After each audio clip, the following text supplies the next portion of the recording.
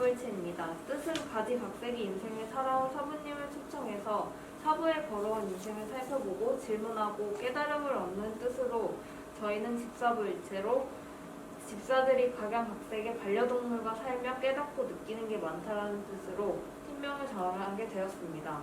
반려동물과 함께 갈 수 있는 장소들을 모아서 한눈에 찾아보기 쉽게 어플을 만드는 것을 저희 주제로 정했습니다.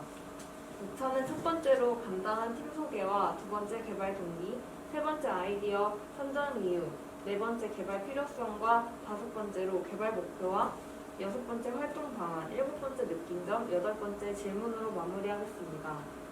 저희 팀 소개를 집사 버전으로 하여 한성환 사원과 하재희 사원, 오세현 사원, 김효은 사원입니다. 우리 사원들의 반려동물을 소개하자면 한두부 회장님과 김콩 사장님, 하대박 부장님과 길냥이 팀장님으로 이루어져 있습니다. 저희 사원들 모두가 반려동물에 관심이 많이 있고 반려동물과 같이 살고 있기에 공통된 관심사가 많아 이 주제를 정하게 되었으며 이에 대한 의견을 나눠보니 반려동물과 동반할 수 있는 곳이 한정적이라는 것과 동반할 수 있는 곳을 찾아보기가 굉장히 힘들다는 것이 고충이었습니다. 반려를 혼자 집에 두고 가자니 마음이 무겁고 데려가자니 막막해지기 시작했습니다. 반려동물과 동반할 수 있는 장소들을 어떻게 하면 효율적이고 쉽게 접근하여 많은 반려인들이 사용할 수 있는지에 대한 생각을 하게 되었고 많은 사람들이 장소를 찾을 때 구글맵이나 네이버 지도 어플처럼 동물도 지도 어플이 있으면 좋겠다라고 생각을 하게 되었습니다. 반려들만의 지도가 있다면 반려동물 카페, 음식점, 펜션 등 동물 전용 앱을 만들고 싶었습니다. 하지만 반려동물을 위한 어플이 의외로 많다는 것을 알게 되었습니다. 그래서 사원들과 현재 우리나라의 반려동물 관련된 사업에 대해 조사를 해보았습니다.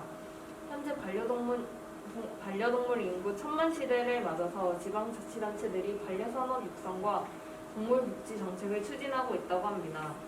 반려동물 테마파크나 반려동물 문화센터 등 인프라 조성에서부터 반려동물 진료비 자율 표시제 시행, 동물 등록 비용 지원, 동물복지 등 다양한 사업을 진행하고 있다고 합니다. 이처럼 저희들도 반려동물과 함께할 수 있는 어플을 만들고자 의의를 두고 있습니다. 사원들은 각각 하나씩 주제를 내보았습니다.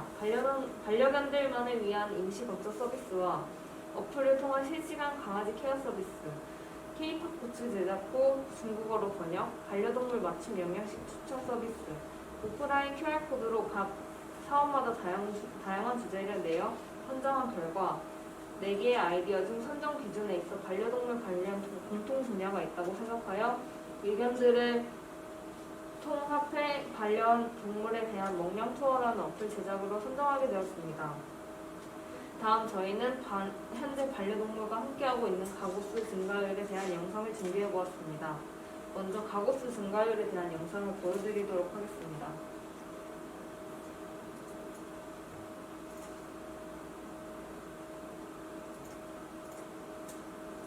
키우는 가정들이 꽤나 많아졌죠? 그럼요. 지금 증가 추이를 좀 제가 설명을 해드리면요.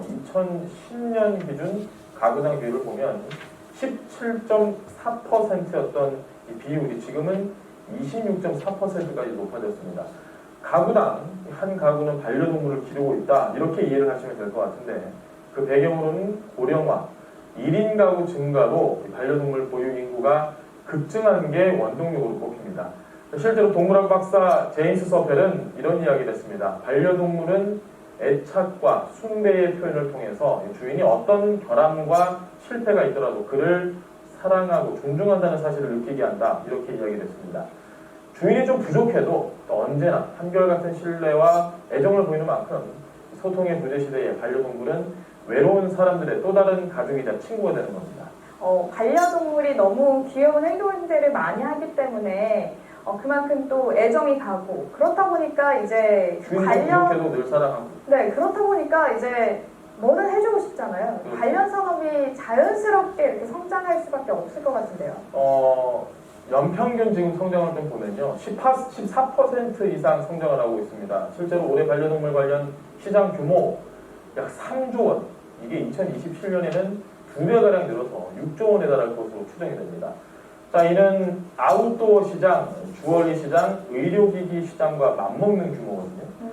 1인 가구가 증가를 하고 소득도 증가하고 반려동물을 완전한 자신의 가족이라고 생각하고 있기 때문에 최대한 좋게 잘 돌보려는 사람들이 많아졌기 때문입니다. 코로나19의 여파로 거의 모든 업종이 힘들지만 반려동물 관련 산업은 비교적 안정세를 보이고 있는데요. 그런 만큼 관련 서비스 산업은 지속적으로 성장할 것이라는 게 전문가들의 분석입니다. 보시는 것과 같이 현재 가구 수가 점점 더 증가하고 있으며 반려동물 시장의 미래는 매우 밝다는 생각을 하였습니다. 다음 반려동물 시장 추세에 대한 뉴스 기사를 보여드리겠습니다. 우리나라뿐만이 아닌 해외 각지에서도 반려동물 시장이 가파른 성장세를 보이고 있습니다. 그중 중국에서는 1인 가구 증가로 반려동물들을 키우는 중국인들이 늘어나고 있으며 반려동물을 우리 아기라고 부르는 집사들로 인해 반려동물 시장은 몇 배로 성장하는 등 초특급 호황 산업으로 자리 잡고 있다고 합니다.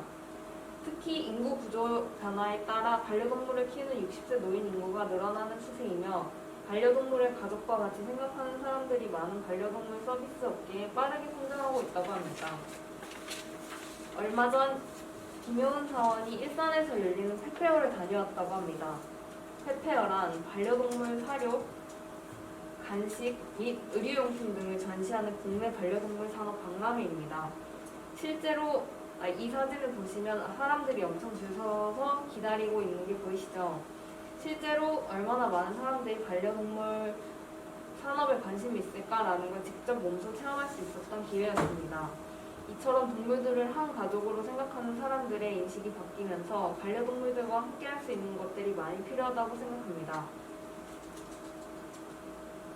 기업의 내부 환경과 외부 환경을 분석하여 강점, 약점, 기회, 위협, 요인을 규정하고 이를 토대로 하는 스왓에 대해 설명해 드리겠습니다. 스왓 분석의 가장 큰 장점은 기업 내 외부 환경 변화를 동시에 파악할 수 있다는 것과 기업의 내부 환경을 분석하여 강점과 약점을 찾아내며 외부 환경 분석을 통해서는 기회와 위협을 찾아낼 수 있다고 합니다. 위에서 말씀드렸다시피 저희는 반려동물만의 지도 앱 개발에 목표를 두고 있습니다. 사업에 대한 강점은 다양한 매뉴얼, 예를 들면 반려동반 맵, 반려건강 체크, 쇼핑몰 등을 한눈에 쉽게 볼 수 있으며 언제든 실시간 확인이 가능하여 장소와 시간의 구애를 받지 않습니다. 약점은 휴대기기를 가지고 있지 않는 사람은 즉시 알 수 있는 정보가 없으며 나이가 많으신 분들에게는 생소하여 진입장벽이 다소 두터울 수 있다는 점입니다. 반려동물 지도 앱의 기회로는 반려동물에 관련된 광고를 메인에 두어 어플 이용자 참여를 통해 마케팅 효과 및 수익 창출을 할 수 있습니다. 반려동물과 함께 갈 수 있는 곳을 찾기 위해 개발한 어플이므로 반려동물을 키우지 않는 사람들은 이 어플의 필요성을 느끼지 못한다는 아쉬운 거시적 환경이 내포되어 있습니다. 저희 앱의 큰 점유율을 차지하고 있는 빅데이터를 소개하겠습니다. 빅데이터는 기존 데이터들보다 너무 방대하여 기존의 방법이나 도구로 수집, 저장, 분석 등이 어려운 정형 및 비정형 데이터들을 의미합니다. 빅데이터를 기존 데이터베이스 관리 도구의 데이터 수집, 저장, 관리를 분석하는 역량을 넘어서는 규모로서 그 정의는 주관적이며 앞으로도 계속 변화될 것이라고 언급하고 있습니다. 어떤 그룹에서는 빅데이터를 테라바이트 이상의 데이터라고 정의하기도 하며 대용량 데이터를 처리하는 아키텍처라고 정의하기도 한다고 합니다. 빅데이터의 특징으로는 크기, 속도, 다양성, 가치, 정확성으로 될 수 있습니다. 반려동물 지도 어플 속 빅데이터는 어느 장소에 반려동물과 함께 갈 수 있는지를 보여주는 중요한 역할을 하고 있습니다. 빅데이터 활용에 대해 설명해 드리겠습니다. 빅데이터가 일상생활과 밀접한 관계에서 만들어지게 되어 대중화로 점점 발전해가고 있으며 많은 하드웨어의 정보가 한꺼번에 저장이 가능해져서 컴퓨터의 가격 성능비 향상과 저장 장치 가격이 많이 저렴해졌다고 합니다. 또한 대규모 데이터 분산 처리 기술 하둡의 등장으로 하둡 생태계를 통해 빅데이터를 보다 원활하고 효율적으로 분석이 가능합니다. 대규모 처리 환경을 직접 구축하지 않아도 클라우드 컴퓨팅 팀 서비스를 이용하면 계산 처리 환경과 대규모 데이터 축적 환경을 이용할 수 있습니다. 저희가 이 농량 투어를 개발하려고 했던 목표는 보시는 바와 같이 여러 목표들이 있었습니다. 여러 목표 중에 안드로이드의 플레이스토어나 아이폰의 앱스토어와 같이 앱을 다운받는 어플에 반려동물이라고 검색하면 쇼핑앱, 병원앱, 게임, 지식앱 등 다양한 종류의 앱이 나오지만 그중 지도앱은 보이지 않는다는 점에 왜 없을까라는 생각이 들었고 이를 개발 목표로 삼아야겠다고 생각했습니다. 그리고 우리 주변에 있는 가능한 장소가 무엇인지 어떤 게 있는지 등 적어도 장소만큼들은 하나의 앱으로 보고 싶은 생각이 들었고 이는 반려동물 동반 가능한 장소의 지도가 메인으로 앱을 만들어보자라는 생각이 들었습니다. 병원, 미용실 등 추가로 기입할 수 있고 핀으로 찍어두는 등 내 장소를 표시할 수 있고 지도가 메인이지만 펫박람회 같은 행사도 정보를 수집하여 홍보해주고 반려동물 용품 파는 브랜드 등을 입점시켜 광고료로 수익을 내는 것을 기반으로 앱을 만드는 데 수익을 가져오는 것으로 생각하였습니다. 먹량 투어 전 유사 어플이 있었으나 현재는 없어진 상태이며 우리는 네이버 지도나 구글 지도처럼 조금 더 보기 편하게 만드는 데 중점을 두고 개발할 생각입니다. 저희 앱의 활동 방안은 일단 보여드리는 이미지들은 초기 버전이며 모든 이미지는 추후 개선될 수 있음을 알려드립니다. 앱의 디자인은 먹량 투어인 만큼 강아지와 고양이를 넣었고 왼쪽이 앱의 이미지, 오른쪽이 시장 로딩 이미지이고 저 가운데 있는 그림이 설정을 통해 자신의 반려동물 이미지로 바꿀 수 있습니다. 여기서 아이의 기본 정보나 사진 등을 고를 수도 있고 기본 정보를 적은 거에 맞춰서 이제 기반으로 상품이나 브랜드 등을 추천하는 등 빅데이터를 활용해 사용자에게 정보를 주고 길찾기나 즐겨 찾는 장소들을 저장해 놓을 수 있습니다. 마지막 보이는 지도에 있는 발자국이 현재 자신이 있는 위치를 나타내어 이 지도 화면이 메인 화면입니다. 반려동물 어플 개발을 이렇게 마무리하였습니다. 저희는 처음 시작할 때는 막막하고 아는 것도 하나도 없어 어렵다는 생각이 들게 만드는 수업이었습니다. 9월과 10월 초까지는 아이디어를 선정하고 앱은 이렇게 만드는 게 좋겠어, 이름은 뭘로 할까 등 여러 의견이 오가는 중 점점 좋은 이야기가 나오고 서로 다 좋고 나아지게 수정하는 과정에서 서로에 대한 배려가 눈에 보여서 팀 분위기가 좋았고 저희는 각 창동 중계 한가운데 있고 의정부에 살고 있어 중간 지점인 학교 앞 카페에서 총 3번의 만남을 가졌습니다. 3번의 만남이 있었지만 모두 빠지지 않고 와서 성실하게 각자의 분담에 열의를 다하였습니다. 타임랩스 등 만드는 등 아이디어나 전반적인 아이디어들도 같이 있으면서 나오게 된 이야기인지라 올해 캡스톤 수업이 대면으로 이루어지지 않는 것에 대한 아쉬움도 남았지만 졸업 작품을 멋지게 잘 마무리한 것 같아서 뜻깊은 경험이었습니다. 각 개인의 느낀 점으로는 수연이는 캡스톤을 하면 좋았던 점은 잘 알지 못했던 팀원들이랑 가까워질 수 있었던 기회였고 관심 있었던 주제로 직접 계획부터 제작 연습까지 할 수 있어 뜻깊었습니다. 중간에 막혔던 부분이 있었지만 팀원들의 기발한 아이디어로 하나씩 채워나갔으며 마지막까지 열심히 하는 모습이 인상적이었습니다. 팀원들 덕분에 졸업작품을 잘 마칠 수 있었습니다. 상은 언니는 이번에 캡스톤 수업을 통해서 조원들 모두가 서로 반려동물에 관해서 많은 공유를 했고 코로나로 인해 자주 만나지 못해서 아쉬웠지만 그래도 조원들과 사회적 거리두기 단계에 격상하기 이전에 여러 번 만나서 모두의 합을 맞춰볼 수 있어서 다행이었으며 누구 하나 게으름 피우지 않고 열심히 참여해서 작품을 마무리해서 모두가 뿌듯하고 뜻깊은 시간이었습니다. 효은이는 캡스톤이라는 수업은 처음엔 어렵게만 느끼고 각 과제들마다 어떻게 시작해야 할지 막막한 수업이었지만 주제가 정해지고 자료를 모으고 나누는 과정에서 다행히 좋아하는 분야의 주제로 선정이 되었고 팀원들도 서로 이해하고 적극적인 모습으로 참여해주어서 너무 지금까지 잘 마무리할 수 있었던 것 같다고 했습니다. 팀원들에게 고마움을 느꼈고 나 스스로 작년까진 그냥 관람만 하던 관람객으로서 올해 관람은 다른 시각으로 관람한 것 같고 새로운 면으로 상상한 것 같았다고 했습니다. 또 별거 아닌 박람회를 다녀오면서 일이 조에 도움이 되는 자료를 제공할 수 있게 된 것 같아서 기뻤습니다. 좋아하는 분야의 새로운 지식을 터득한 것 같아서 기억에 남는 수업이 될 것 같다고. 또 마지막으로 저의 느낀 점은 넷이서 이렇게 합쳐서 의견을 내고 조율하는 것을 제대로 처음 해봤는데 하나도 부딪히는 일 없이 재밌었던 것 같습니다. 안녕하세요. 저는 사업상품계에서 2조 조장 김정호입니다. 우선 저희가 소개드릴 부분은 크게 팀 소개, 수학 분석, 차별화된 점과 기대효과, 예산 및 스케줄, 그다음에 마케팅 전략으로 구성되어 있습니다. 우선 VRI 팀 소개하기 전에 저희 사업의 가장 중요한 기술인 VR에 대해 간단하게 설명드리겠습니다.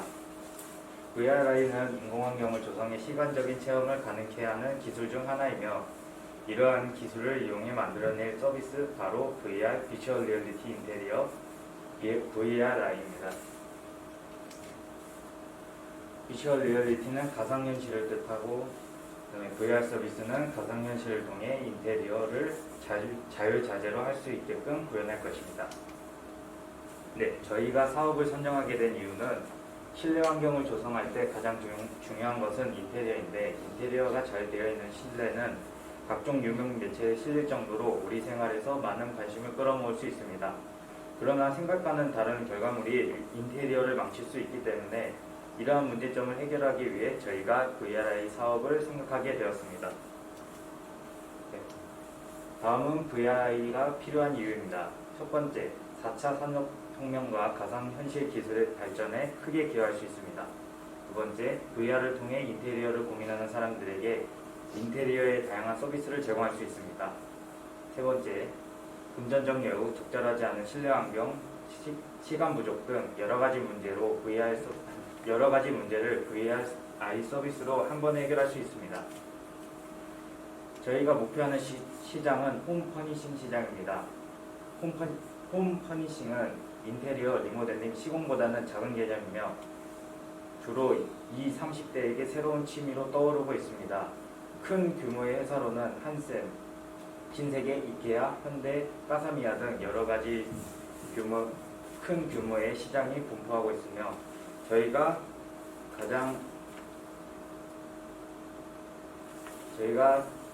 제공하는 서비스와 가장 비슷한 형태는 오늘의 집, 어반베이스, 코비하우스 등이 있습니다. 다음은 한국시장 인테리어 분석입니다. 국내 인테리어 리모델링 시장 규모 추이입니다. 2010년을 보시면 약 19조의 규모로 이루어져 있었는데 2020년을 보시면 거의 2배가량 되는 규모로 성장하고 있다는 것을 보실 수 있습니다. 네, 이거는 우리나라 월별 가구 판매액 및 온라인 판매 비중 추이인데요. 이렇게 보시면 꾸준히 상승하시는 것을 보실 수 있습니다. 그리고 아까 제가 설명드렸던 오늘의 집 설치자는 신규 가입자가 계속 늘어남을 보실 수 있습니다. 이것도 오늘의 집과 관련된 차트입니다. 다음은 중국 인테리어 시장 분석입니다. 현재 이 자료는 2012년, 23년 중국 소형 가구 판매량 및 생산량을 나타낸 차트입니다. 네. 2020년을 보시면 856.9억 위안이라고 되어 있는데 그냥 반올림해서 857억으로 보시면은 2021년 21일 하나 기준으로 약 14조 원에 해당하는 금액입니다. 다음으로 생산량 예측을 보시면 2023년에 4억 8천만 개를 생산한다고 예측이 되어 있는데 이런 점을 보시면 중국 시장이 어마어마하게 크다는 것을 알 수 있습니다. 그럼에도 불구하고 중국인들은 해결하지 못한 과제가 남아있는 것이 현실입니다. 중국인이 가지고 있는 주거 공간에 대한 불만을 보시면 수납 공간과 베란다의 부재, 거실 채광 부족, 좁은 집 층간 소음 등이 있습니다. 이 차트를 보시면 2019년 세계 집값 순위를 나타낸 표입니다. 1위인 베네수엘라는 국가적 비상 상태로 인한 초인플레이션이 발생되어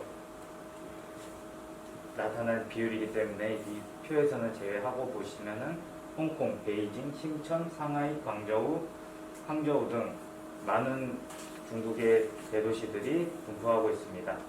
이런 상황에 보자면 중국 인테리어 시장이 아무리 넓다고 해도 보여지지 않는 부분이 많다고 생각해서 이 표를 준비하게 되었습니다. 네, 이것은 중국에 지금 가지고 있는 중국의 아파트고 이게 지금 주거 현실적인 문제점을 나타낸 그림입니다.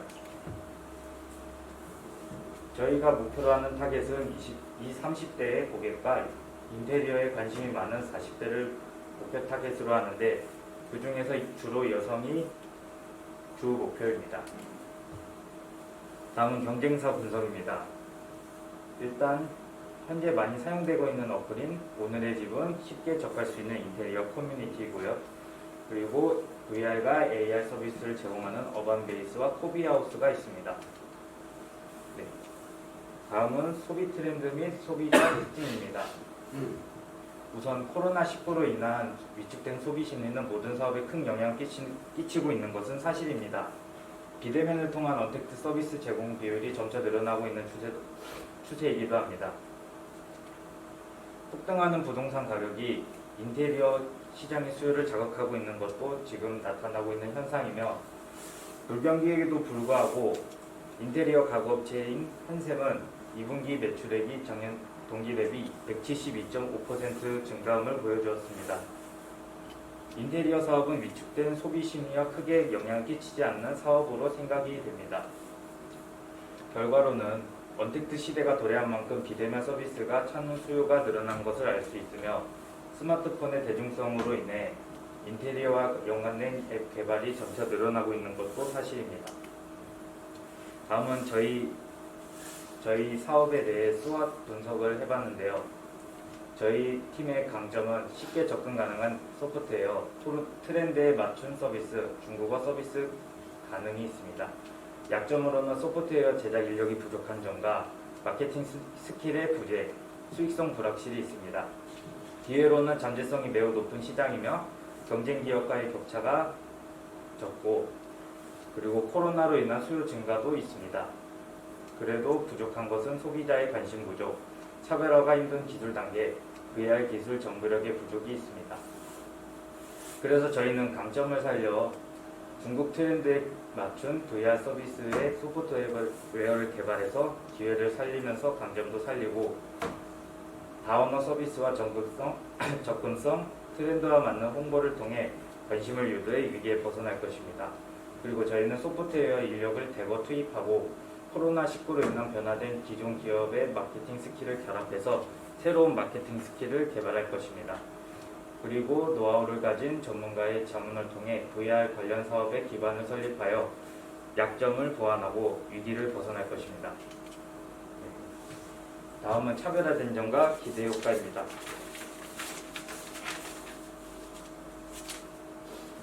요약해보자면 VR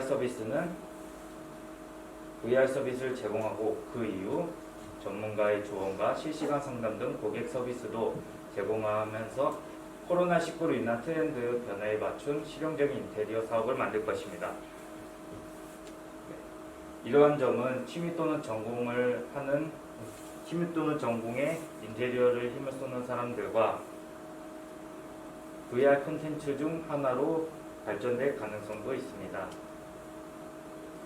다음은 서비스 구현 정도입니다. VR과 AR 서비스를 구현하고 인테리어 콘텐츠 및 커뮤니티를 제작할 예정입니다. 제작 방법은 이렇습니다. VR 제작과 AR 구현은 유니티 엔진을 기초로 하여 VR은 가상현실 세계를 구현하고 AR 구현은 지금 현재 있는 가구나 인테리어 업체의 협력을 구해 AR로 구현할 것입니다. 제작 일정은 이렇습니다. 현재 보시면 2020년 12월 브레인스토밍을 10일 정도 할 것이며 그 다음에 2021년 1월 VR, AR 서비스를 구축하고 2021년 2월 AR, VR 서비스 디버깅 및 마무리, 블라인드 테스트를 진행할 예정입니다. 다음은 조달 계획 기준입니다. 저희는 여기 중에서 자기 자금과 정책 자금을 넣어서 이런 식으로 차트로 만들어 보았습니다. 네, 다음으로 넘어가겠습니다. 다음은 팀원의 교육 역량입니다. 우선 저희 팀은 인덕대학교 중국어과를 재학하고 있으며 졸업 예정입니다. 그 중에서 저는 신 HSK 4급을 보유하고 있으며 저희 팀의 담당 업무를 소개해드리자면 조용석 팀원은 홍보 및 마케팅을 할 것이며 한예령 팀원은 소프트웨어 개발에 담당할 것입니다.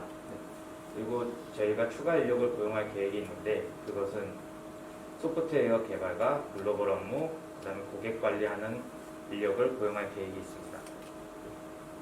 네, 다음은 마케팅 전략입니다. 저희가 마케팅 전략 펼칠 게 세 가지가 있는데 첫 번째는 관계 마케팅, 그 다음에 바이럴 마케팅, 그리고 버즈 마케팅이 있습니다. 다시 돌아와서 일단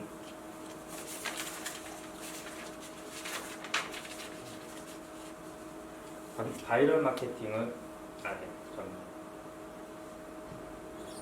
일단 관계 마케팅을 보시면 저희가 장기 이용 고객들에게는 큰 혜택을 주는 방법과 그 다음에 고객에 특별한 혜택을 주는 방법으로 기존의 고객 유치에 신경을 쓰는 마케팅 전략 중 하나입니다. 네, 다음은 바이럴 마케팅인데요. 바이럴 마케팅은 기업이 아닌 오직 이용 고객들의 SNS나 미디어 매체들을 통해 자발적으로 우리 기업 상품에 대한 긍정적인 소문을 내게 하여 간단하게 얘기하자면 입소문 같은 겁니다. 입소문 같은 걸로 해서 이제 고객들을 이끌어 보는 그런 마케팅 방법입니다. 장점은 고객이 주도한 마케팅으로 저희가 상대적으로 거부감이나 부담감을 느끼지 않는 것이 특징입니다. 다음은 버즈 마케팅입니다. 버즈 마케팅은 서비스를 이용한 사람이 다른 사람에게 추천하여 다른 사람을 이용할 때 추천해준 사람을 등록, 표기해가지고 두 인원 모두에게 혜택을 주는 방식인데요. 간단하게 얘기하자면 추천인 같은 형태를 보여줘서 추천인에게도 혜택을 주고 추천받은 사람에게도 혜택을 주는 그런 마케팅입니다. 네, 그래서 저희가 관계 마케팅과 바이럴 마케팅, 버즈 마케팅을 이용해서 관계 마케팅으로 고객의 유지가 될 것이고 바이럴 마케팅과 버즈 마케팅으로 새로운 고객이 유입되어 지속적으로 고객이 유입되는 현상을 보실 수 있을 것입니다. 네, 그리고 저희가 유튜브와 관련된 마케팅을 할 것인데 여기 보시면 2018년 8월 전체 연령 총 사용 시간을 보시면 유튜브가 압도적으로 1위이신 것을 보실 수가 있습니다. 2위는 카카오톡이네요. 그 다음에 여기도 차트를 보시면 이런 식으로 이루어져 있는 것을 보실 수 있습니다. 네, 마지막으로 이것만 설명해 드리고 마치도록 하겠습니다. 저희가 직원을 위한 사회적 계획, 실천 계획은 바로 이렇습니다. 성과 공유제, 비정규직의 정비와 주 52시간 근무제, 육아휴직을 보장해 직원들이 좀 더 편하게 이제 실천을 보장하는 사업체가 되겠습니다. 네, 감사합니다. 안녕하세요. 저희는 캐스턴 디자인의 그 사업 계획과의 조장을 맡은 박준석이고요. 저희는 이제 이번 사업으로 자판기를 이제 떠올려 봤는데요. 자판기 같은 경우는 이제 저희가 일상생활 속에서 가장 어떻게 보면 좀 많이 보이는데 많이 사용 안 하는 물건이라 생각해서 이제 같이 얘기해서 결정하게 됐고요. 일단 목차로는 팀 소개로 일단 첫 번째 시작하고요. 그리고 두 번째는 사업 소개, 그리고 상품 설명, 그리고 추진 계획이랑 기대 효과로 이렇게 5가지를 이제 목차로 나눠봤습니다. 일단 첫 번째로 팀 소개를 할 건데요. 저희는 일단 이렇게 4명의 인원이랑 같이 자료조사랑 이제 PPT를 같이 서로 의견을 나누면서 이제 하게 됐고요. 팀명은 화석이라 지었는데 그냥 저희가 16학번도 있고 해서 좀 16학번부터 이제 18학번까지 좀 다양하게 있는 것 같아서 이렇게 지었어요. 그리고 두 번째는 사업 소개인데요. 이제 저희가 시장 조사를 했는데 이제 최저임금 인상 여파로 이제 자판기 같은 경우는 이제 유통업계 무인화 추세가 퍼지고 있는 가운데 식품업계에도 이제 자판기가 뜨고 있다고 해요. 경기 요즘 좀 코로나로 인해서 불안과 함께 최저임금도 매해 조금씩 인상되고 있는데요. 이제 치열한 경쟁 안에서 이제 점포 확대가 쉽지 않은 상황이어서 자판기가 이제 코로나 이전에는 좀 다시 하락세를 탔다가 요새 조금씩 다시 증가가 되고 있다고 하고요. 자판기 시장으로는 이거 좀 오타가 있는데 중국이 이제 가장 자판기 시장에서는 돈을 제일 많이 투자하고 그리고 일본이랑 미국 이렇게 순서대로 나와 있고 자판기 종류라고 하면 이제 저희가 가장 먼저 뭐 커피라던가 음료를 가장 많이 먼저 떠오를 수 있는데 커피가 퍼센티지로는 이제 가장 자판기로는 제일 많이 나와 있고요. 이제 뭐 음료라던가 이렇게 순서대로 나와 있어요. 그리고 저희는 이제 흔히 알고 있는 음료수, 과자 등을 파는 평범한 그런 자판기가 아니고 약간 자판기를 봤을 때 약간 호기심을 유발하면서 이런 것도 팔아 하면서 약간 그 고객들의 약간 호기심을 유발할 수 있게끔 저희가 그렇게 생각을 해봤고요.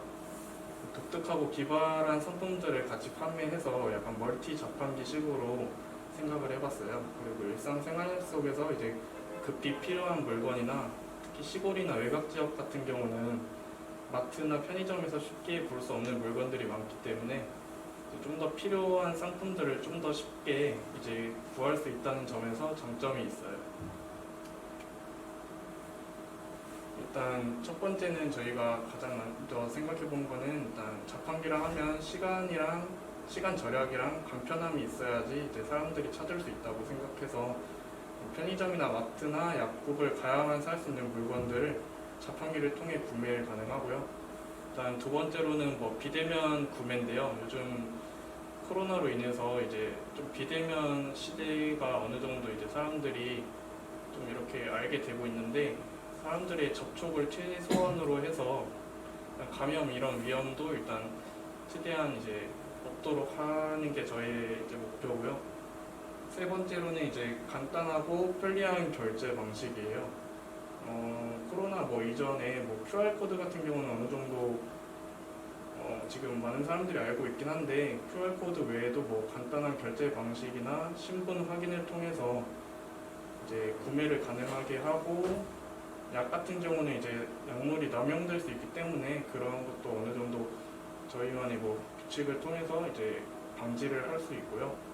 네 번째로는 일단 자판기는 일단 사람이 따로 필요 없이 인건비랑 관리 비용이 절감되기 때문에 저희는 뭐 상주에 있는 직원은 당연히 없고 무인으로 운영되는 시스템이기 때문에 인건비 절감이 이제 좀 줄어들게 돼요. 그리고 자판기 관리 방법으로는 자판기를 사용하다 보면 뭐 여러 결제 방식이 있기 때문에 오류가 날 수도 있고 그러기 때문에 저희는 일단 24시간 동안 그 어플을 통해 상담이 가능하게 되어 있고요. 언제든지 뭐 기기가 고장날 수 있고 본인 인증 오류가 뜰 수도 있고 결제가 잘 안 될 수도 있기 때문에 이런 부분에서 고객분들이 이제 좀 더 빠르게 편리하게 이렇게 저희 자판기를 사용할 수 있도록 도와드리고 있고요. 자판기 관리 같은 경우는 저희가 일단 자판기를 사용하다 보면 좀 오래된 자판기도 있고 좀 요즘은 좀 잘 되어 있는 자판기도 있는데요.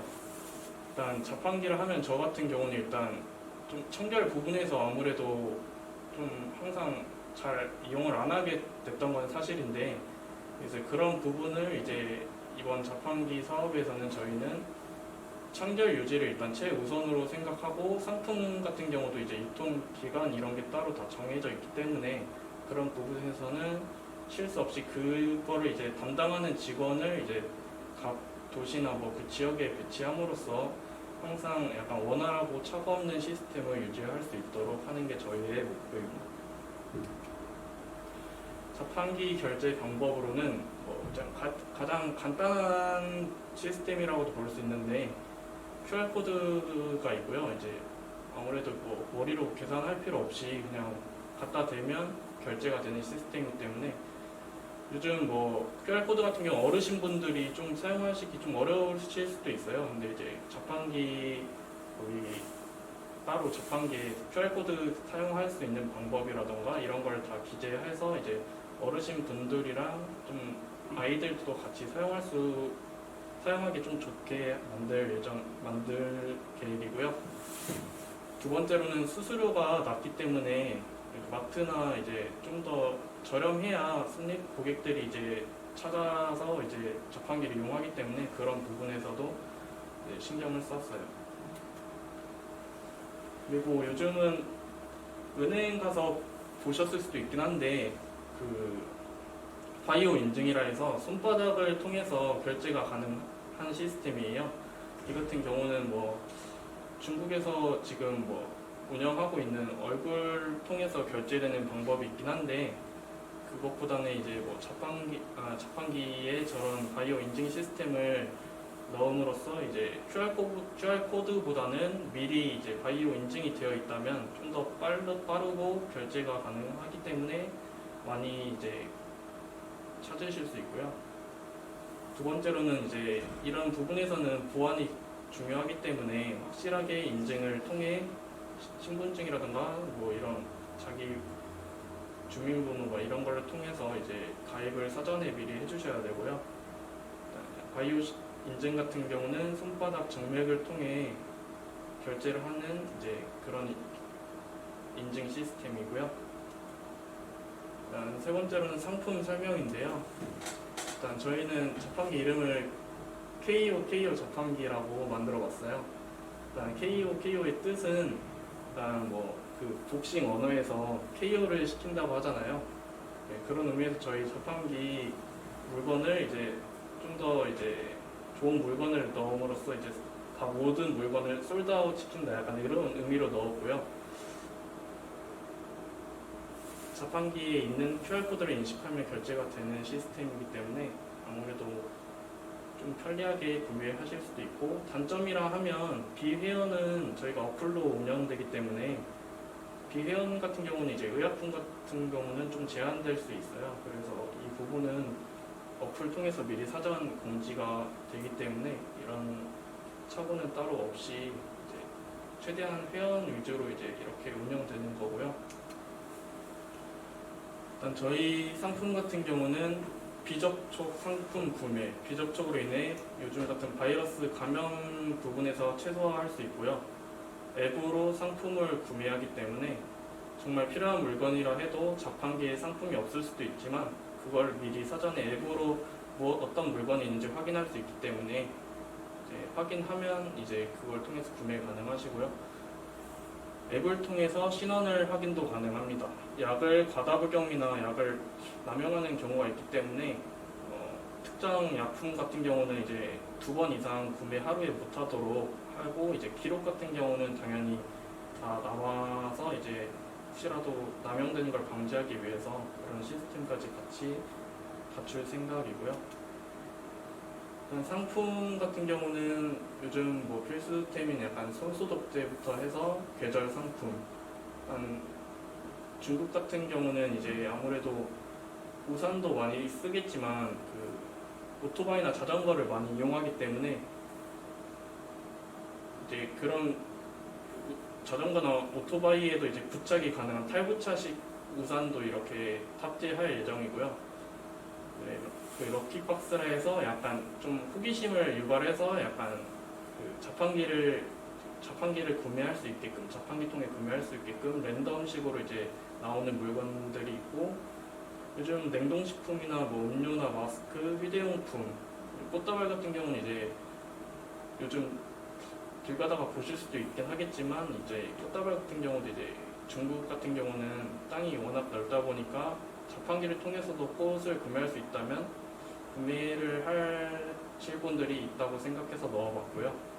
의약을품 같은 경우는 뭐 간단한 것들이 일단 위주로 먼저 들어가요. 반창고나 연고 이런 게 먼저 들어갈 예정이고, 뭐 다른 의약을품 같은 경우는 아무래도 좀 더 이제 구매하는데 제한이 있고 판매하는데도 제한이 있기 때문에 그거는 이제 그 절차를 통해서 이제 다 넣을 수 있으면 최대한 뭐 약품 같은 뭐 타이레놀이라던가 이런 의약품을 추가적으로 더 넣을 생각입니다.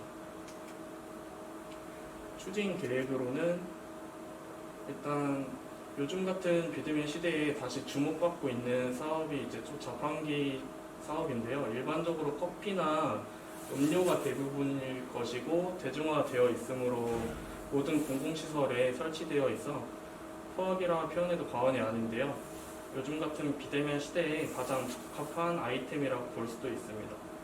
현재 의약품 자판기는 존재하지만 아직 대중에 많이 알려지지 않은 종류 중 하나이기 때문에 이러한 사업을 벤치마킹 통해서 비대면 시대에 매우 긍정적인 사업이라고 생각하고요. 작지만 좀 전문적인 필수로 필요로 하는 의약 키트들을 약국과 편의점보다 저렴하게 판매하여 향후 글로벌 아이템으로도 발돋움할 수 있을 거라고 생각됩니다. 저희 자판기 사업만의 매력이라 하면 첫 번째는 아까도 말씀드렸지만 이제 무점포 소자본 사업이라는 점과 무점포이므로 유동인구가 많은 것도 잘 물색하면 그 수익이 안정적일 수도 있고요. 두 번째로는 이제 한 대에서 시작해서 점차 수량을 늘려가면서 이제 사람들이 가장 뭘 필요로 하는지 이런 퍼센트지를 이제 분석해서 이제 그런 물건들을 이제 한 대 한 대씩 더 늘려갈 생각이고요. 세 번째로는 자판기를 매매 시 안정적인 수익이 발생한다면 나중에는 권리금을 받고 넘길 수 있다는 점도 장점과 매력이라고 생각해봤습니다. 기대 효과로는 처음에는 사람들에게 생소할 수 있지만 코로나19로 인해 비접촉을 중요시 여기는 만큼 저희 자판기가 널리 알려지면서 많이 사용될 것이고요. 몸이 불편하신 분 중에 휠체어나 사용하시는 분, 장애인 같은 분들이 버튼의 이용에 제한이 있다면 앱 사용 방법을 통해서 앱을 통해 결제를 한다면 구매할 수 있도록 좀 더 편리하게 그런 시스템도 갖추고 있고요. 다른 사람의 도움을 받지 않고 물건을 구매하실 수 있도록 장애인분들도 생각해서 고려해서 그렇게 만들어봤어요. 이렇게 많이 사용하는 자판기로 코로나19 확산처럼 이러한 바이러스 부분에서도 좀 더 방지를 하고 사람들에게 필요로 하는 물건이 편리하게 구매할 수 있어서 많은 사람들이 찾을 수 있도록 그렇게 해봤습니다. 안녕하세요. 저는 DIY 홈베이킹 발표를 맡게 된 김예진입니다. 저희 조는 DIY 홈베이킹을 사업 아이템으로 결정하였습니다. 발표 순서는 사업 아이템 선정 이유, 개발 필요성과 목표, 제품의 장단점, 판매 홍보, 기대 효과 순서로 발표하겠습니다.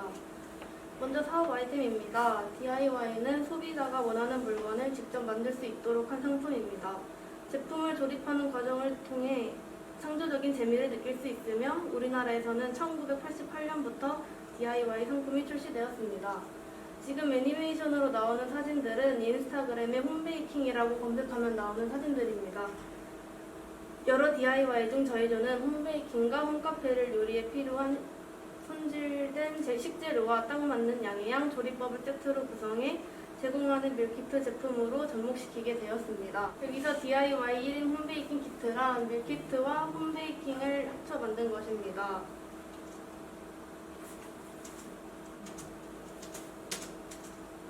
이 아이템을 선정하게 된 이유는 코로나로 외출이 쉽지 않아 집에 있는 시간이 늘어가고 있는 요즘 상황을 고려해서 SNS, 유튜브에서 유행하고 있는 홈베이킹, 홈카페는 혼자 이용이 가능하고 취미를 찾는 사람들에게 다가갈 수 있습니다.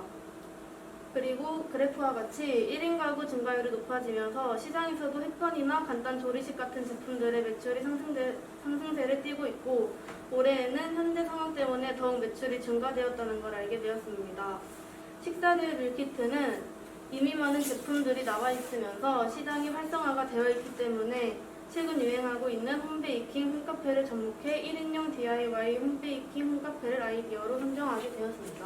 홈베이킹과 관련된 영상 하나 보겠습니다.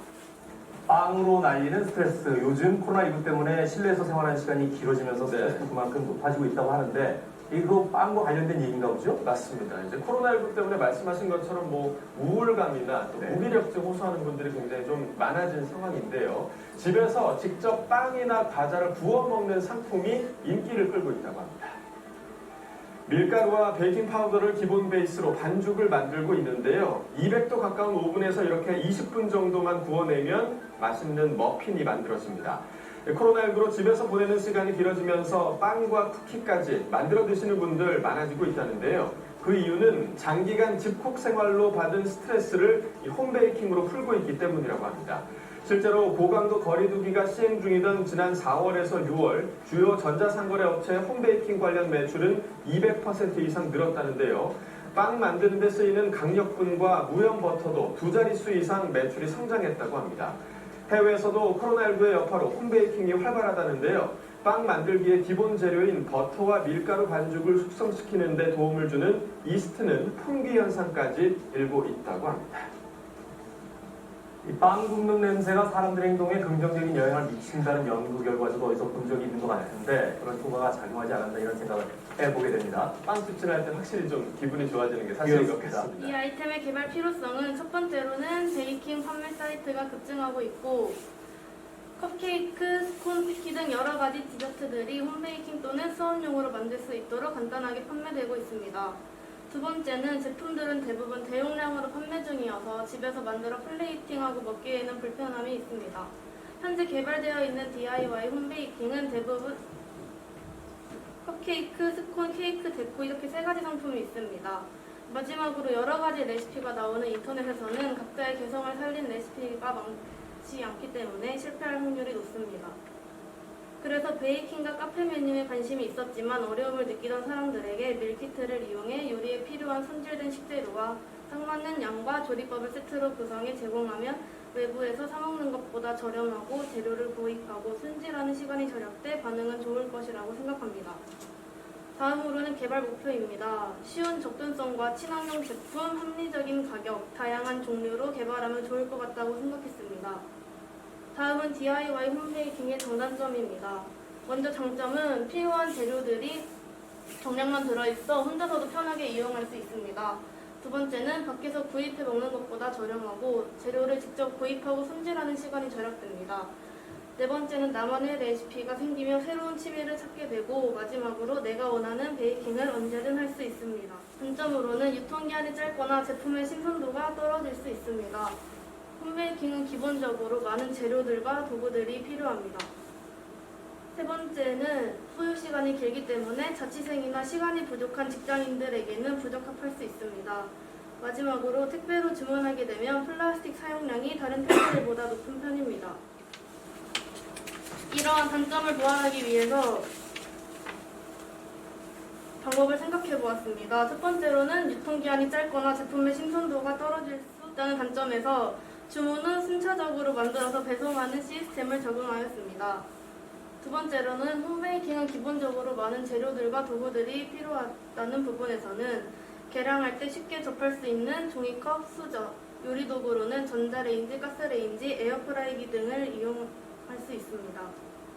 택배 주문 시 다른 택배보다 플라스틱 사용량이 높게 나온다는 단점은 친환경 아이스팩을 사용하여 플라스틱 배출량을 낮출 수 있습니다.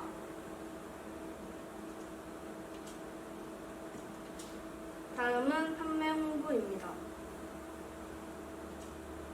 판매 홍보 방법으로는 인터넷 블로그, SNS 해시태그, 오프라인 마켓이 있습니다.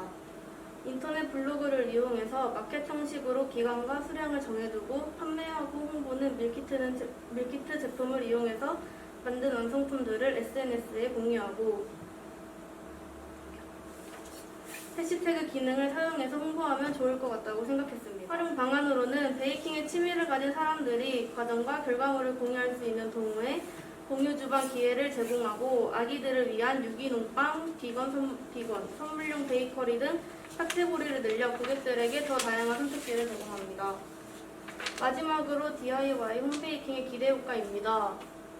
온라인과 오프라인을 적극적으로 이용했기 때문에 홍보 쪽에서 더욱더 많은 관심을 기대해 볼 수 있습니다. 두 번째는 현재 코로나19로 지친 사람들과 외부 활동이 힘들어진 어린아이들에게도 새로운 취미거리가 될 수 있어 긍정적인 효과를 줄 수 있을 것입니다. 마지막으로 최소한의 비용과 공간을 활용하여 이용할 수 있고 종류가 다양해 관심사가 다른 사람들도 접근할 수 있습니다. 저희가 준비한 자료는 여기까지입니다. 네, 안녕하십니까. 이번 발표 중국 캡스톤 디자인 발표를 맡은 5인조 팀의 발표자 한유상입니다. 감사합니다. 네, 앞서 시작하기에 앞서가지고요. 왜 온돌 보일러를 선택했냐 많이 생각을 해봤습니다. 온돌 보일러는 우리나라에 유구한 그런 전통 문화 중 하나로서 기원전 5,000년 전 함경북도에서 온돌 문화가 유적으로서 발견되기도 했고요. 두 번째로는 또 고구려 벽화에서도 등장하기도 하는 등 매우 유구한 역사가 깊은 그런 우리나라 문화유산으로서 이런 온돌 보일러 가지고 어떻게 중국 사업 진출 계획을 만들어볼까 많이 고민을 해보고 그 점에 설명해 보도록 하겠습니다. 네, 먼저 발표 목차를 말씀드리겠습니다. 첫 번째 온돌 보일러 소개, 두 번째 온돌 보일러 개요, 세 번째는 온돌 보일러 마케팅, 마지막 온돌 보일러 사업 계획이 있겠습니다. 네, 먼저 온돌 보일러 소개를 먼저 잠깐 드리겠습니다. 제가 이 온돌 보일러를 왜 이걸 사업 아이템을 택하게 되었느냐 많이 고민을 해봤습니다. 사실 전 작년 1학년 2학기 때 교환학생 갔는데요. 그게 바로 대만 중화민국이었습니다. 그 대만인데 왜 무슨 상관이 있을까 많이 고민해봤습니다. 근데 대만에서 워낙 신기한 그런 뉴스를 하나 봤습니다. 대만에서도 겨울인데도 영상인데도 동사자가 나온다는 것입니다. 아픈 사람이나 노인들이 집 안에 있는데도 방바닥이 온돌이 아니라 타일뿐이어가지고 그냥 겨울에 동사자가 숙취하는 문제가 발생한다고 제가 뉴스를 봤습니다. 이 부분이 되게 충격적이어가지고 살펴봤습니다. 그러니까 대만은 우리나라보다 훨씬 남쪽에 있지만 습도가 매우 높습니다. 그러다 보니 몸에 습기가 계속 남아있고 조금이라도 온도가 내려가면 몸의 습기가 기화되면서 체온도 더욱 쉽게 하락됩니다. 그래서 이 때문에 대만 현지인의 동사자가 속출한 거였고요. 또 이런 문제를 어떻게 해결할 수 있을까? 한국의 고유한 문화유산을 통해서 어떻게 해결하면 좋을까? 많이 고민을 해봤습니다. 더불어 대만은 기름값이 한국의 60%밖에 되지 않다고 합니다. 그러므로 현지에서 유용하고 효율적으로 사용할 수 있을 것 같기에 대만과 또 중국 남방에서 온돌 보일러 설치를 구상하게 되었습니다. 네, 그러면 이제 온돌 보일러 기능과 구조를 살펴볼 건데요. 온돌 보일러 원리를 먼저 보자면 이 온돌 보일러는 한국 고유의 난방 방법입니다. 열을 전도한 전도를 이용한 난방 방식의 일종이고요. 방구라는 게 있거든요. 방구를 통해 화기를 보내 달궈진 구들이 방출한 열로 난방을 하는 것인데 이 아궁이에서 불을 떼면 그 화기가 방밑을 지나 방바닥 전체 덮게 한 난방 장치입니다. 이 장점이 또 있는데요. 바람방귀를 통해 연기를 머무르게 하면 이 연기 방출을 막아가지고 열 저장성과 지속성, 전단율이 더 높게 해주고요. 다른 장점으로는 머리와 발이 이제 각각 온도를 다르게 차이 둬가지고 혈액순환과 이 척추 보호를 해줘가지고 더 큰 많은 도움을 준다고 알고 있습니다. 네, 온돌 보일러 기능, 온돌 난방 기능을 볼 건데요. 보일러에서 방바닥에 공급되는 난방수 온도를 기준으로 난방을 하는 기능입니다. 즉 외풍이 많은 집이나 바닥에서 잠자는 사람들에게 매우 유용한 그런 기능이라고 볼 수 있겠습니다. 또 실온 난방 기능이 있는데요. 조절기가 설치된 실내 공기 온도를 기준으로 난방을 하는 그런 기능입니다. 이 둘의 큰 차이점은 한마디로 방 내부에 전체적인 온도를 정하느냐 혹은 방바닥의 온도를 설정하느냐 직접 이 차이입니다.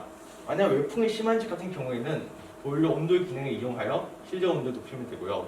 외풍이 없고 또 전체적으로 방안이 잘 되는 집의 경우에는 실온 기능을 이용하면 가장 좋을 것 같다고 추천드립니다. 그렇게 이제 온돌 보일러 계열을 살펴볼 건데요. 먼저 사업명을 말씀드리자면 주 커뮤니케이션을 정했습니다. 사업 팀장은 제 이름을 적었고요. 왜 설립 예정이 하필이면 11월 16일일까 생각이 드시다면 제가 이따가 다시 한번 설명을 다시 드리도록 하겠습니다. 주소는 저희 집 주소를 예로 들었고요. 이메일, 인원수는 총 5명, 저희 5인조 팀이 말씀드리고요. 사업 아이템은 이 보일러를 어떻게 이제 온돌 보일러를 어떻게 사업 아이템을 구상할 것인가, 그리고 또 이 사업 아이템을 어떻게 현실화할 것인가, 어떻게 제조하고 판매할 것인가에 이제 중점을 두었습니다. 네, 그러면 온돌 보일러 난방의 기술 현황도 봐야 되겠죠. 이 중국 난방이 있는데요. 중국 난방하고 한국 난방은 사실 차이가 좀 있습니다. 하지만 같은 점 먼저 보자면 중국의 난방 방식은 중국에서는 지판친한, 지열 지판 등의 명칭을 불리며 우리나라 온도에는 있지만 차이가 좀 있습니다. 자 이제 그럼 가스, 기름, 전기 보일러 등을 이용해서 온수를 바닥에 설치된 관을 통해 유입시켜 난방하는 방식으로 우리나라에서 주로 이용하는 방식에 해당되기도 합니다. 기존에는 바닥에 관을 설치한 자갈과 콘크리트 등을 덮던 방식이었으나 최근에는 시공이 간편하고 열 효율이 좋은 이런 온수 온도를 이게 패널이 등장해 큰 호응을 얻고 있습니다. 또 열선은 직접 바닥에 설치하거나 열선이 내장된 패널이 바닥에 설치, 전기를 가열해 난방을 하는 방식으로 보일러 설치 등 별도 시공은 필요치 않아 이 중국 지역의 특성상 난방 이용 기간이 짧고 가정에 별도의 난방 장치가 필요 없는 상하이 중심을 이제 주로 쓰이고 있는 방식이고요. 또 전기료가 근데 비싼 부분이 있습니다. 또 보일러 난방보다 열 효율이 떨어진 단점이 있습니다. 그렇기 때문에 북방에 위치한 도시들만 이용되고 있는 상황이고요. 또 온도 시스템 현황을 먼저 말씀드리자면 또 현대식 온도 냉난방 시스템 현황을 말씀드리겠습니다. 또 우리가 사업을 꼭 지금 중국 사업이긴 하지만 여러 해외로도 진출할 수 있기 때문에 말씀드리자면 미국 같은 경우에서는 이제 온돌이 에너지 절감 잠재의 가장 높은 기술이다 연구회가 있고요. 그렇기 때문에 이제 적용 사례가 증가하고 있고 또 난방의 경우에는 대부분 미국 가정에서 온풍 난방 이용하고 있는데 이 에너지 효율이 30% 더 높아가지고 옥수 난방 시스템에 대한 관심이 커지고 있습니다. 또 유럽의 경우에 보면 유럽은 사실 시장 점유율이 냉난방의 설비 중 보면 4%밖에 불과했습니다. 근데 이후 매년 15% 이상 점진적으로 커지고 있는 상태여가지고 점점 이제 점차적으로 수요가 커지고 있는 상황이고요. 특히 독일은 신축 주거 건물인데 바닥재 및 전기 난열선 또는 얇은 관을 설치하고 온수를 공급하는 이 바닥 복사 난방이 트렌드를 구상하고 있습니다. 다음 페이지 보면 중국 난방 그래프도 꼭 봐야 되겠죠. 그럼 이제 중앙 집중 난방을 시행하고 있는 기타 지역, 북방 지역은 온도 설치 비율 70% 이상입니다. 근데 2006년 단 10개뿐이었던 충칭시의 현재 온도 시공 업체는 2015년 200배로 20배 이상 증가했으며 시장 규모도 4억 위안에 달합니다. 근데 2014년도 충칭 분양주택은 약 18만 채밖에 안 됩니다.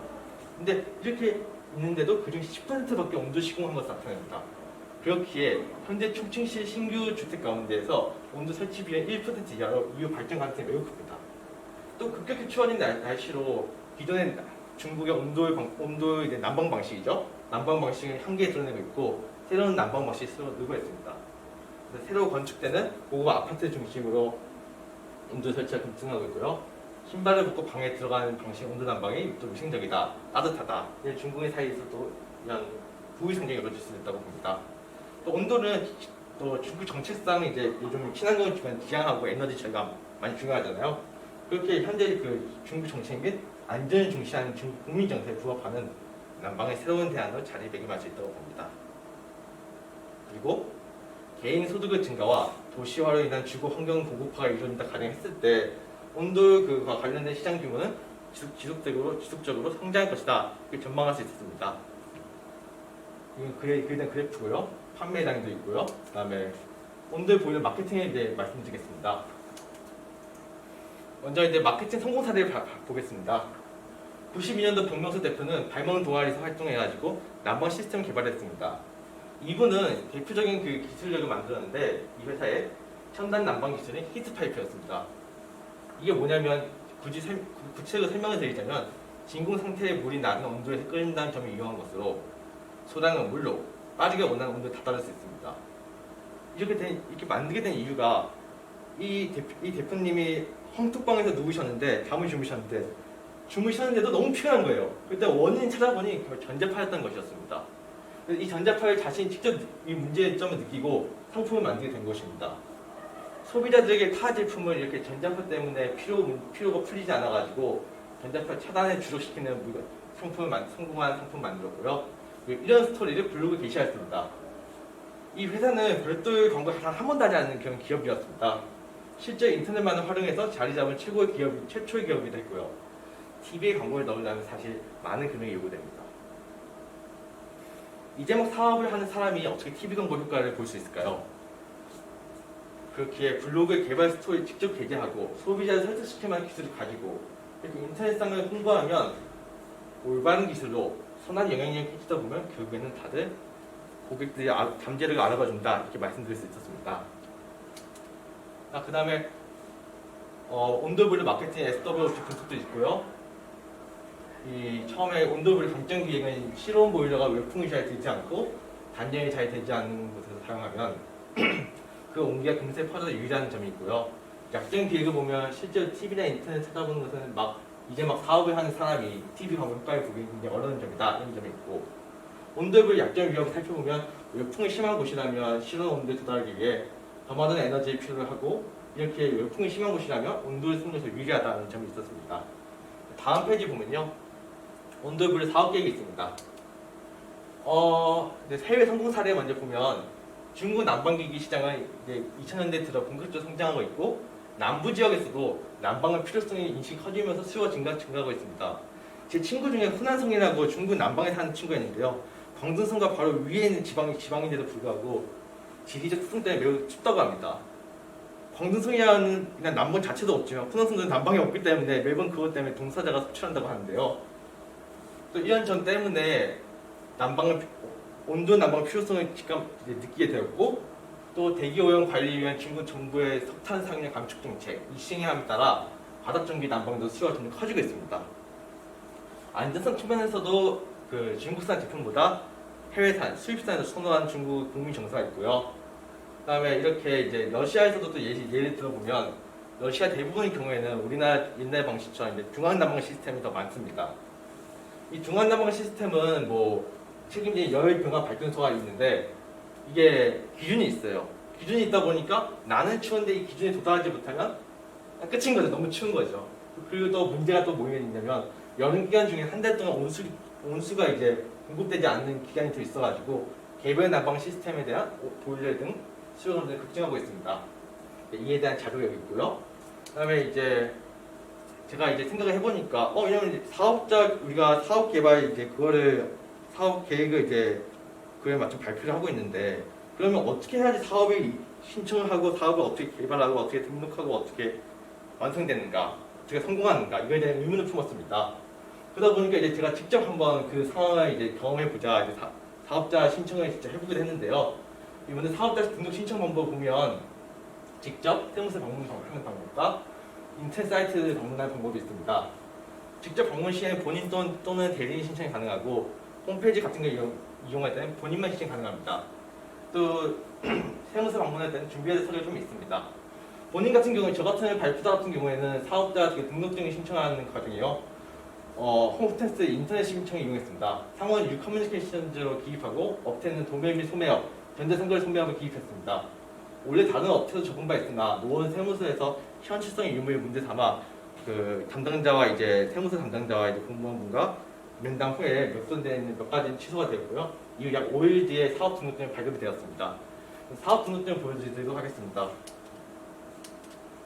네, 이게 제가 발급받은 간이거세다 사업자 등록 증명이고요.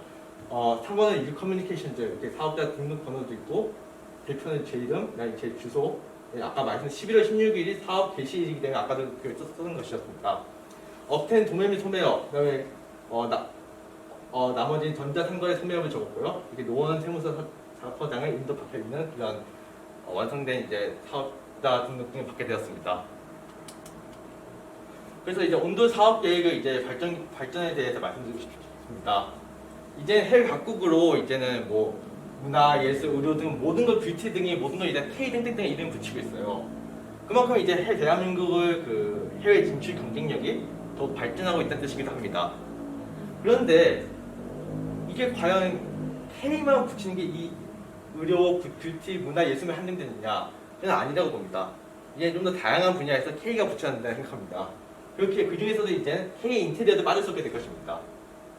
만약 언젠가 온돌을 비롯한 이 K 인테리어 사업을 시작하게 된다면 시장 선정, 진입 방식, 현지 시장 전문가 중심의 조직 구축, 브랜드 발전을 모두 하고 있습니다. 나가 이렇게 또 하나 K 분야를 소개하면서 더욱 높아진 대한민국 국력도를 알리고 있습니다. 네, 그리고 관련 영상 한번 볼 거고요.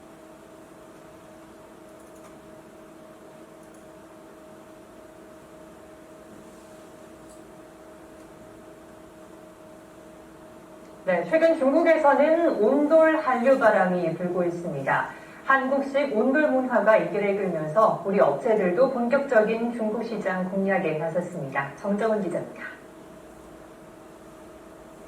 중국의 내륙도시 시안에선 요즘 아파트 공사가 한창입니다. 이 아파트 단지에는 집집마다 한국식 온돌을 설치하고 있습니다. 따뜻한 물이 지나는 파이프를 깔고 바닥을 덮으면 한국식 온돌 난방이 완성됩니다. 기존 중국 아파트에 설치되어 있던 라디에이터보다 따뜻하고 효율적이어서 인기가 높기 때문에 분양가도 20% 정도 더 비쌉니다. 暖气片呢，因为要挂在墙上，所以会占一定的空间，而且烧了之后呢，墙壁呢会很脏，地暖呢埋在地上，温度均匀，而且很干净卫生。 지난 2012년 한 해 동안 중국에서 이렇게 한국식 온돌 보일러를 설치한 아파트만 10만 가구나 됩니다. 우리 온돌 문화가 인기를 끌자 국내 기업들은 현지 법인과 공장까지 세우고 제품 생산에서 판매까지 본격적으로 중국 시장 공략에 나서고 있습니다. 지난 2000년에 처음 중국 시장에 진출한 한 보일러 업체는 12년 만에 판매량이 네, 그러면 마치면서 이번 발표를 통해 가지고 사업이 과연 무엇인가 단순히 머릿속에서 있던 구상들을 직접 꺼내보고 조원들과 회의를 통하고 어떻게 진행시키고 어떻게 해야지 성공 가능성이 있는가 이런 이런 과정들을 통해 가지고 저희가 한층 더 성장하는 단계, 중국어과에서 학생으로서도 앞으로 창업을 준비하는 학생으로서도 더 성장하는 단계와 또 더불어 이런 발표를 준비하면서 이게 과연 어떻게 해야지 이제 어떻게 해야 좀 더 쉽게 사업 계획을 설명하고 말씀드리고 좀 더 이제 풀 수 있는가에 대해서 배우는 좋은 그런 기회였다고 생각을 합니다. 네, 이상 발표를 맡은 5인조 팀의 발표자 한유상입니다. 감사합니다. 안녕하십니까. 팀 화영연화에서 발표를 맡은 양효선이라고 합니다. 저희는 이번 학기에 헬드림 사업을 구상해 보았는데요. 지금부터 저희 팀 화영연화에서 구상한 새 사업 헬드림에 대해서 소개해 드리겠습니다. 이번 발표에서 6가지를 발표해 보려고 합니다.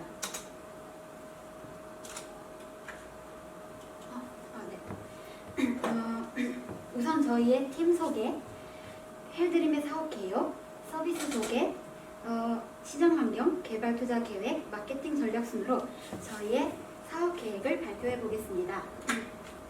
일단 팀 소개부터 해드리겠습니다. 저희 팀은 화영연화라고 지었는데요. 다들 화영연화가 무슨 뜻인지 아시나요? 아니요. 네, 화영연화는 인생에서 가장 아름답고 행복한 시간이라는 뜻입니다. 팀명을 화영연화라고 짓게 된 이유는 저희 팀이 헬스와 관련된 사업을 다루다 보니까 이용자들이 인생에서 가장 아름답고 행복한 순간을 헬스를 통하여 건강하게 맞이하길 바라는 마음으로 화영연화라는 이름을 짓게 되었습니다. 그럼 이제 본격적으로 저희 사업안에 대해서 설명해 드리겠습니다. 일단 저희가 이 사업을 왜 구상하게 되었는지에 대해 좀 말씀드릴게요. 우선 가장 큰 이유는 요즘 전 세계적으로 큰 이슈인 코로나 바이러스의 대유행으로 전 세계 사람들의 라이프 스타일이 바뀌기 시작했잖아요. 저희 학교 또한 코로나 바이러스로 인해서 학교에 직접 가서 듣는 대면 수업이 아닌 각자 집에서 비대면으로 온라인 강의를 진행하고 있습니다. 또한 사람들이 코로나로 건강을 위협받는 상황에서 면역력으로 이겨보자 라는 인식이 생겼고 건강과 헬스에 대한 관심도가 높아지고 있는 상황에 주목을 하였습니다. 코로나19 거리두기의 단계 상승으로 헬스장은 운영을 하기가 어려워졌는데요. 운동을 위한 헬스장의 기구들을 이용하지 못하여 불만을 호소하는 시민들은 새로운 운동 장소를 찾아 나서게 되는데요. 일명 산스장이라고 불리는 곳이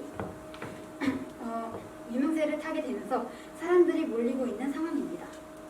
산스장이란 산에 운동기구들이 모여있는 곳으로 원래는 사람들의 발자취가 드문 곳이었지만 헬스장이 문을 닫으며 운동기구를 사용하지 못하는 사람들이 찾아가고 있는데요.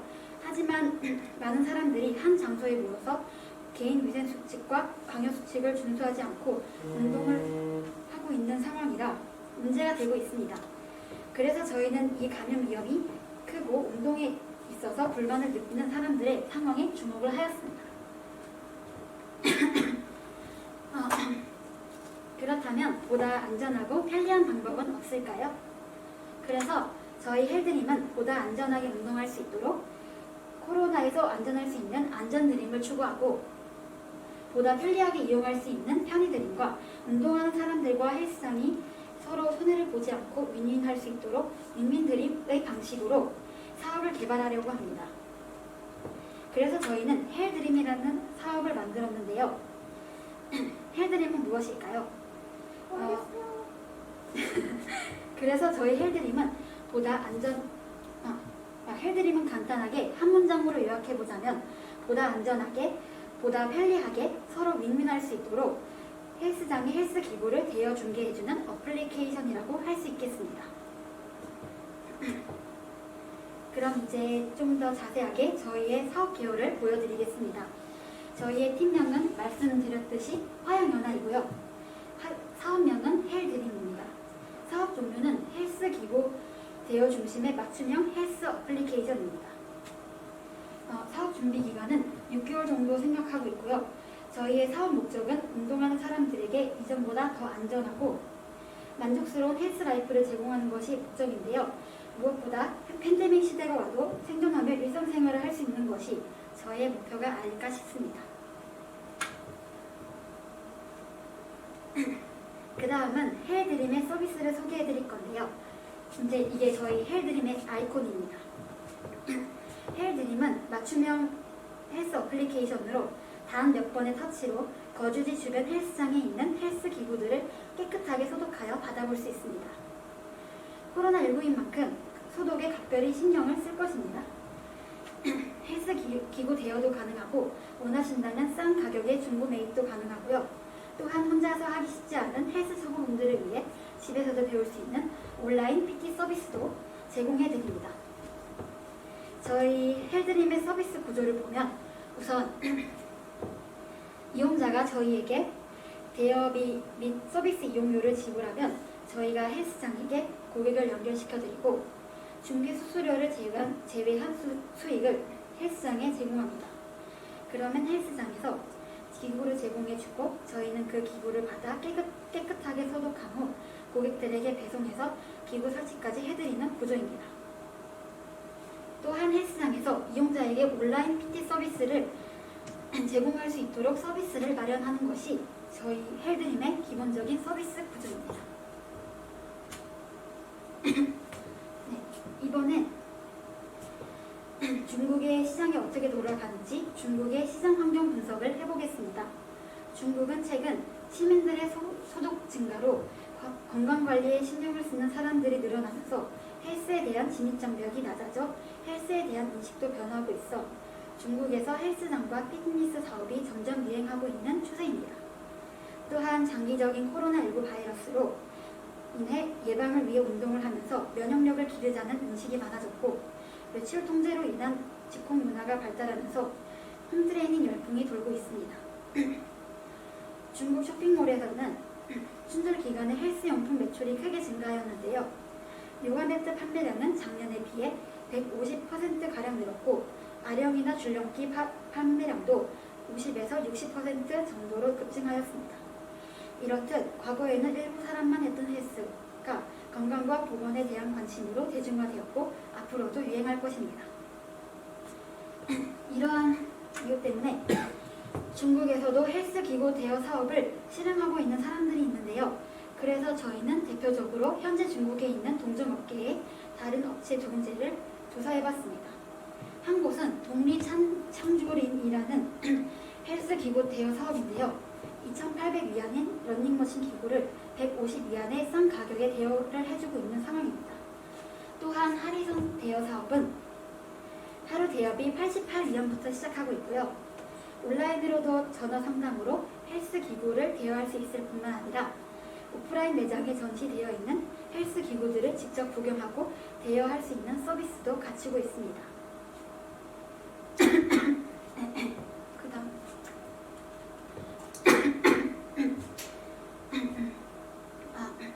이번엔 한국의 시장의 흐름이 어떤지 어떻게 돌아가고 있는지 궁금하여 한국의 시장 환경을 분석해 보았습니다. 한국은 주 52시간 근무 제도의 시행으로 직장인들의 워라밸이 중요시되며 퇴근 후 여가 시간이 생기고 체육활동 시간이 증가하였습니다. 특히 밀레니얼 세대를 중심으로 덤벨 이코노미가 성장하고 있고, 밀레니얼 세대는 자기 표현의 욕구가 강해 본인의 몸을 가꾸고 가꿔진 몸을 개인 SNS 등에 게시하며 운동 정보를 공유하고 있으며, 연예인 및 인플루언서들도 방송 및 개인의 SNS를 통해 몸매를 관리하는 모습을 공개하며 피트니스 활동에 대한 관심 및 동기부여를 제공하고 있답니다.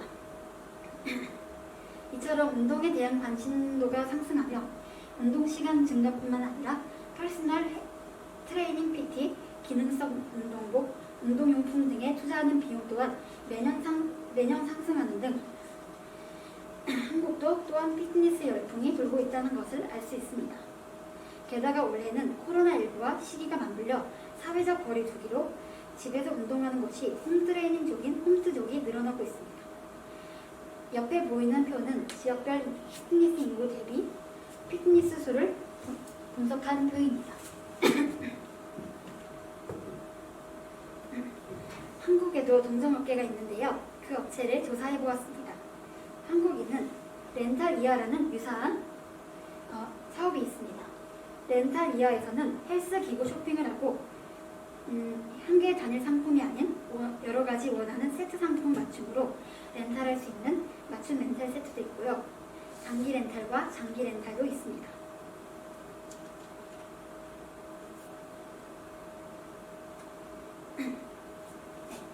이렇게 중국과 한국의 시장 환경과 동종업계의 사업체들을 알아봤는데요. 사업체들과 저희 사업의 차별점은, 사업체들은 리퍼 혹은 새 상품을 직접 렌탈하지만 저희 헬드림은 헬스장과 헬스 기구가 필요한 이용자들을 연결하여 헬스장에서 사용하던 기구들을 받아 소독하고 이용자들에게 배송 및 설치를 합니다. 현재 코로나19로 운영이 힘든 헬스장들에게는 또 다른 수익원을 창출시켜 숨통을 트이게 하고, 현 상황에 헬스장에 가기 힘든 사람들에게는 소독된 기구들을 기존 사업체들보다 훨씬 값싼 가격에 대여를 할 수 있게 만들어 헬스장과 이용자들 모두 윈윈할 수 있는 구조를 만들 수 있다는 점이 저희 헬드림과 사업체들과의 차이점이라고 볼 수 있습니다. 이제 저희 헬드림의 개발 계획을 보겠습니다.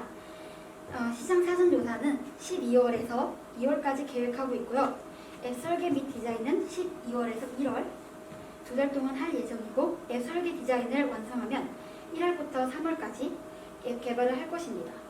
개발 후 4월 한 달간은 앱 테스트 및 시험 분석을 하고, 2월부터 6월까지 5개월간 헬스 관련 업체와 컨택을 완료하면 5월에 한국에서 앱을 출시하고, 앱이 성공적으로 한국에 출시가 되면 그 다음 달엔 중국에서도 앱을 출시할 것입니다.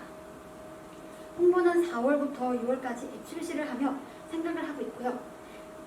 시장 반응 평가는 앱 출시를 하고 난 이후 5월에서 6월에 할 것이고, 마지막으로 한종 서비스 번역은 중국 앱 출시 전 5월로 생각해두고 있습니다. 네. 저희의 자금 조달 계획을 말씀드리겠습니다. 우선 초기 자본은 500만 원으로 생각해두고 있고, 앱 출시 이후로는 타 헬스 관련 업체와 앱 내부 광고 배너 개혁을 통한 광고료로 수익료를 낼 계획입니다. 저희 헬드림의 또 하나의 좋은 점은, 다른 동종업계의 사업들은 새 헬스 기구를 모두 구입해서 직접 대여해주는 방식이라 초기 자본이 많이 들어가지만, 헬드림은 초기 자본으로 헬스 기구 값이 들어가지 않고 헬스장에 있는 기구들을 빌려주는 방식이기 때문에 저희의 경제 사정에 맞게 적은 초기 자본으로 사업을 시작할 수 있다는 점입니다.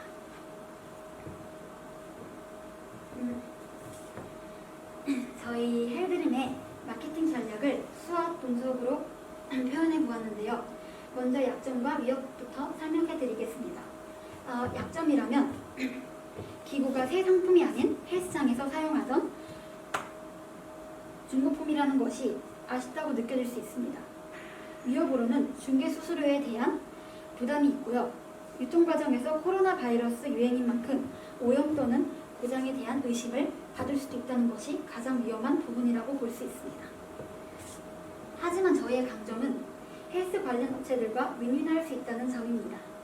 코로나19로 인해 경제 사정이 어려운 헬스 업체들은 기구를 대여해주는 방식으로 이익을 취할 수 있고 이용자들 또한 집에서 안심하고 운동을 할 수 있다는 것이 또한 이용자 거주지 주변의 헬스 업체들을 이용하면서 보다 빠른 배송과 서비스 이용이 가능하다는 것이 큰 강점이 아닐까 싶습니다. 또한 기회로는 헬스 기구 렌탈 분야 사업체들보다 낮은 가격에 대여해 볼 수 있고요. 코로나19로 인한 집에서 운동을 선호하는 홈스트리밍 쪽의 증가가 저희 사업의 기회가 될 수 있다고 생각합니다. 마지막으로 마케팅 전략, 이미지 포지셔닝을 해보겠습니다. 헬드림에서는 운동을 좋아하는 사람이라면 누구나 사용할 수 있는 앱으로 홍보를 하는 친근함을 가지고 있고 요즘은 자기 관리는 쿨하다라는 인식이 많기 때문에 자기 관리의 시작을 위한 준비로도 홍보할 수 있습니다. 또한 어디서든 언제든지 이용할 수 있는 앱으로 편리함을 가지고 있고 운동을 보다 재밌게 할 수 있고 자신의 운동 관련 정보를 공유하며 평소보다 재밌게 운동할 수 있도록 만들어주는 앱으로 재밌게를 담고 있습니다. 이렇게 저희 헬드림의 사업 계획이었는데요. 저희가 계획한 이 헬드림 사업은 시대에 충분히 적합하고 초기 자본으로 인한 위험 부담이 적은 상당히 경쟁력 있는 사업이라고 생각합니다. 그럼 저희의 사업 계획을 봐주신 모든 분들께 감사드리며 마지막으로 저희 사업의 슬로건을 외치며 발표를 끝내겠습니다. 모두 건강하게 헬스하자! 헬드림! 감사합니다.